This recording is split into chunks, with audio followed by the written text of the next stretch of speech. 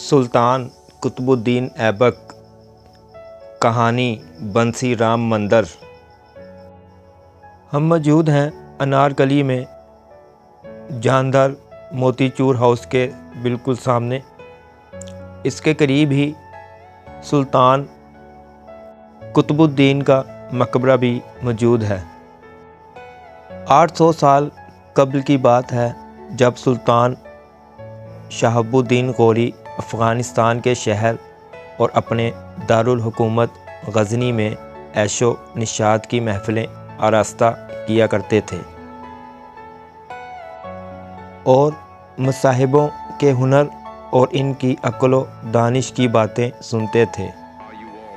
اس قسم کی ایک مجلس میں روایتی محفل سجی ہوئی تھی اور حاضرین اپنی اپنی کارگزاریوں میں حاضر جوابیوں اور ابیات و غزل سے بادشاہ کو محفوظ کر رہے تھے اور انعام و اکرام سے نوازے جا رہے تھے۔ اس شب سلطان غوری اپنے درباریوں اور اپنے غلاموں کو تحفے تحائف، زر و جوہرات اور سونے چاندی سے مالا مال کر رہے تھے۔ ان میں ایک درباری اور غلام ایسا تھا جس نے دربار سے باہر آنے کے بعد اپنا سارا انعام اپنے سے کم حیثیت ترکوں، پردہ داروں، فراشوں، غلاموں اور دیگر کارپردازوں کو بخش دیا۔ جب اس کا چرچا عام ہوا تو یہ بات ہوتے ہوتے سلطان کے کانوں تک بھی پہنچ گئی اور ان کے دل میں اس دریا دل صفت انسان کے بارے میں جاننے کی خواہش پیدا ہوئی کہ آخر یہ کون فیاض شخص ہے۔ سلطان کو بتایا گیا کہ یہ ان کا غلام قطب الدین ایبک ہے۔ غوری سلطنت کے تاریخ دا منہاج السراج ابو عثمان منہاج الدین بن سراج الدین نے اپنی کتاب طبقات ناصری میں بھی اس واقعے کا ذکر کیا ہے۔ انہوں نے نہ صرف ایبک کا دور دیکھا بلکہ ان کے بعد سلطان شمس الدین اور غیاث الدین بلبن کا دور بھی دیکھا تھا۔ وہ لکھتے ہیں کہ محمد غوری کو ایبک کی فراخ دلی نے بہت متاثر کیا اور انہوں نے ایبک کو اپنے مقربین میں شامل کر لیا اور انہیں تخت گاہ اور ایوان دربار کا اہم کام سونپے جانے لگے، یہاں تک کہ وہ سلطنت کے بڑے سردار اور کارپرداز بن گئے۔ انہوں نے اپنی لیاقت سے اس قدر ترقی کر لی کہ انہیں امیر اخور بنا دیا گیا۔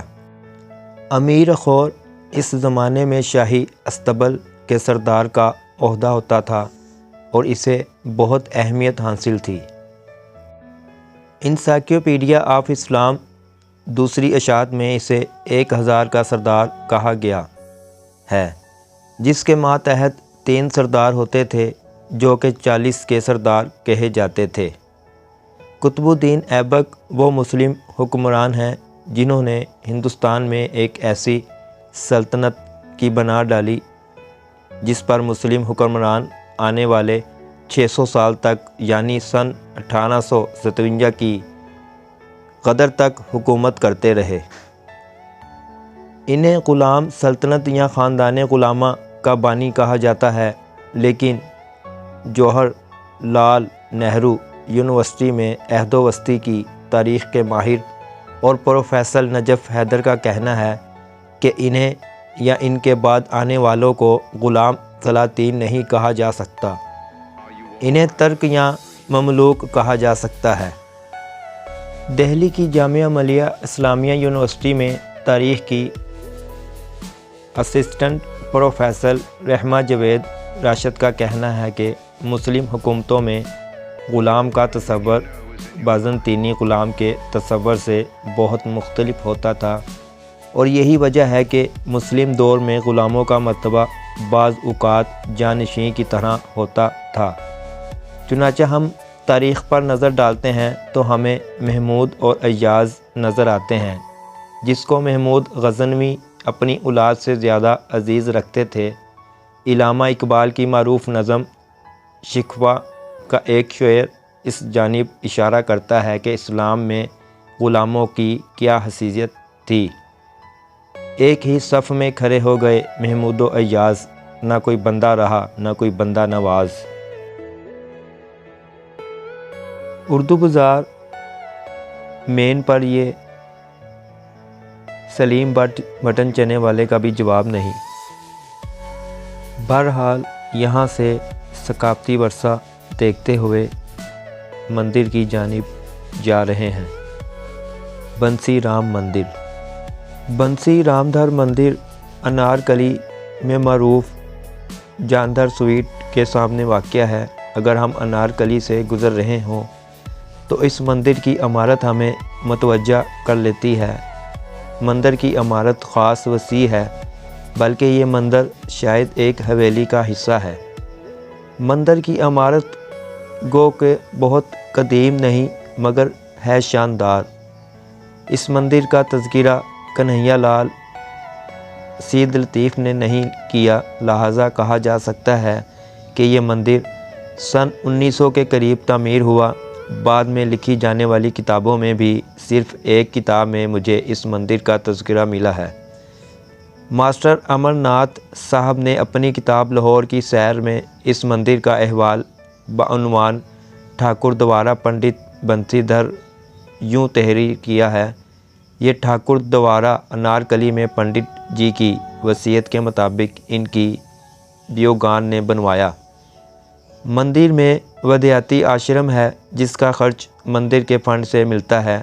مسافروں کے ٹھہرنے کا انتظام بھی ہے۔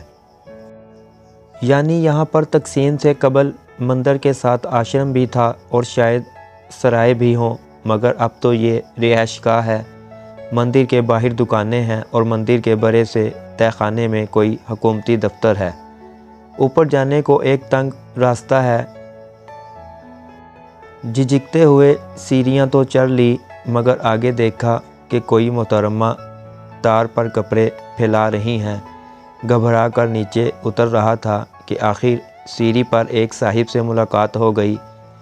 جناب کے ہاتھ میں ہاکی بھی تھی تو ہم پریشان ہو گئے، مگر انہوں نے نہایت پیار سے پوچھا کہ معاملہ کیا ہے۔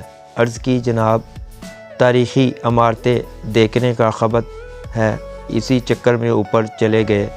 اوپر گئے تو معلوم ہوا کہ یہ تو کسی کا گھر ہے، تو نیچے اتر آئے۔ وہ بڑی محبت سے مجھے دوبارہ اوپر لے گئے۔ ہاکی تو وہ بطور سہارا استعمال کرتے ہیں۔ ان کا نام عبدالغفار تھا۔ اب مندر کی گنبد کو میں حسرت سے دیکھ رہا تھا۔ ان سے کہا کہ اوپر جا کر دیکھ سکتا ہوں۔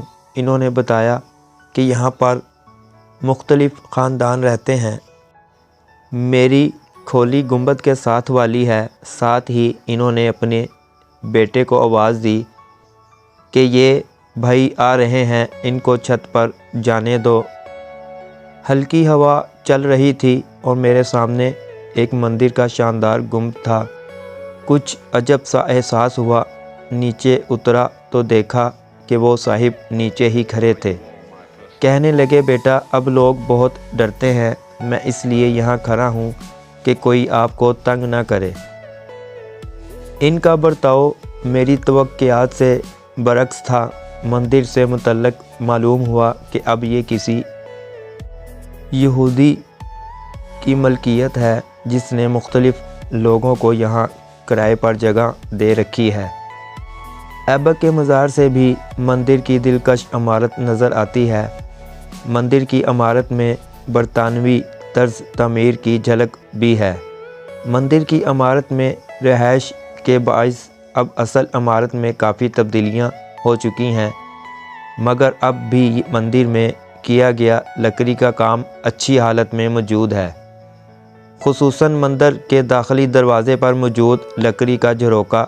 بہرحال اگر کسی دوست کو تاریخی عمارتیں دیکھنے کا شوق ہے تو یہ شاندار مندر آپ کا منتظر ہے۔